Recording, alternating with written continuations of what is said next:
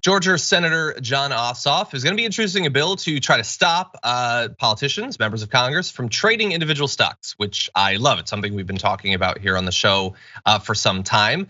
It's probably not going to make him very popular with one of the leaders of the Democratic Party, Nancy Pelosi, who recently had this to say about this question of corruption. Should members of Congress and their spouses be banned from trading individual stocks while serving in Congress? No, I don't know to this second one.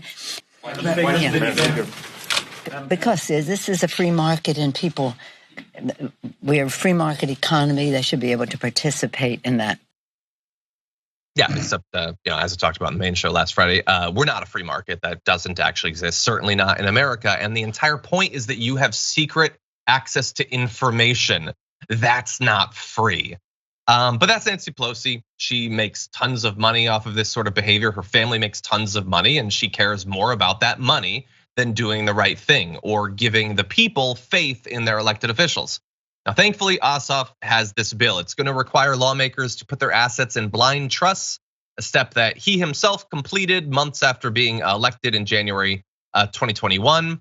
And it's in line with the party, with the entire American people, really. 76% of voters disagree with Pelosi and think that they shouldn't be allowed to do it. The numbers are actually higher for Republicans than for Democrats when you talk to actual voters, Francesca. Oh, I hate our leadership so hard. This is, this is the thing. Like, Nancy Pelosi has something like, she's worth something like $46 million. She's got something like $30 million in tech stock.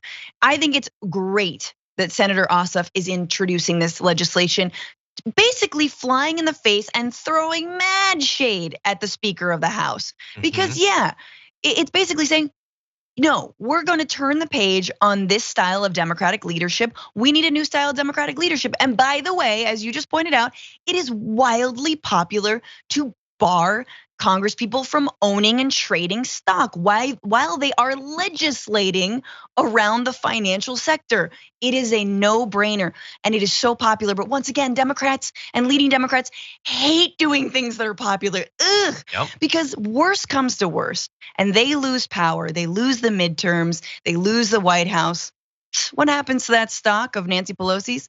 Nothing, baby. It still goes up and up. She's got nothing to lose. She's not for want. It's all the rest of us who will lose. Exactly, yeah. Yeah, it's obviously they shouldn't be allowed to do it. It's insane. Like, insiders in these companies aren't allowed to do insider trading because they have secret information. If you do, why shouldn't you be restricted in the same way? Obviously, and it's popular. It would be a very popular move. We saw how angry people were. Like Ossoff literally got into office, at least in some small part, because people were infuriated with the two previous Republican senators in that state clearly doing insider trading during the pandemic. So, but again, like morals, the pragmatic political strategy or whatever mean nothing in comparison to Pelosi making more money that will have literally no effect on the quality of her life. She has $46 million. She's like 1,000 years old. What is 50 million gonna do for her? What is she doing with her money that she so desperately needs millions more? You don't know the ice cream she's got access to. There's one where they freeze the udder and you squeeze it out like a soft serve. It's just like these people have a horrible addiction. It is a mental health problem. You call it dragon sickness, call it whatever you want. They are obsessed with pointless additional wealth. And we are all suffering as a result of it. It is time we have a national intervention. We need to talk and sit them down, talk to them about their problem, and then get them into recovery, which is out of elected office. Yes. And so I'm very glad that Ossoff is doing this. Ryan Grimm confirms that he's written the bill. He's also looking for a Republican co-sponsor, which he apparently doesn't have yet. Although Texas Representatives Michael Cloud and Chip Roy have come out against Congress owning individual stocks. So maybe they'll join up. Apparently so far it hasn't happened. And there have, by the way, been other bills. There was another proposal to curb congressional trades, the Ban Conflicted Trading Act, introduced in the Senate in March by 4 Democratic senators, including Jeff Merkley of Oregon and Raphael Warnock as well. In the House, there was a bipartisan version of it backed by Representative Alexandria Ocasio-Cortez and Chip Roy, among other Democrats and Republicans, but it was more limited. The Ban Conflicted Trading Act would only ban trades by members of Congress and their senior staff, not spouses or families. So Nancy Pelosi's husband, Paul Pelosi, his stock picking would remain legal. And that's, I think, just as right for. She's like, let's do that one. If we're gonna do one, let's do that one. Why? I don't know. But look, I have a hunch.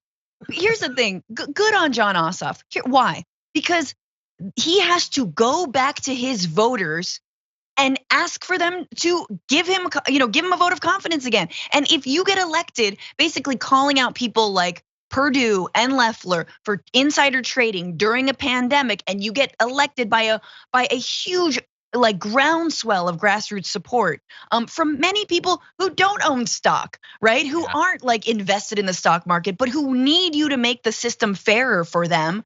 He can't go back and be like, yeah, see, remember the thing that I said on the campaign trail? Yeah, it turns out it's fine. In fact, I'm trading stock now.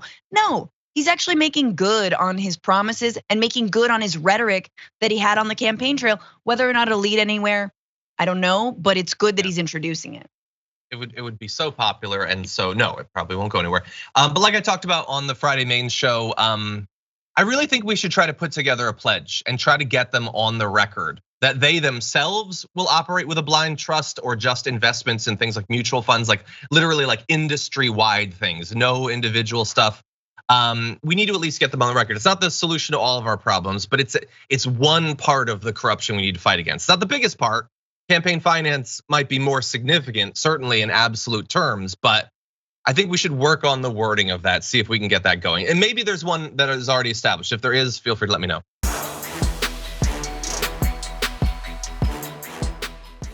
Check out the Damage Report podcast each day, wherever you get your podcasts, whether Pocket Casts or Stitcher or iTunes.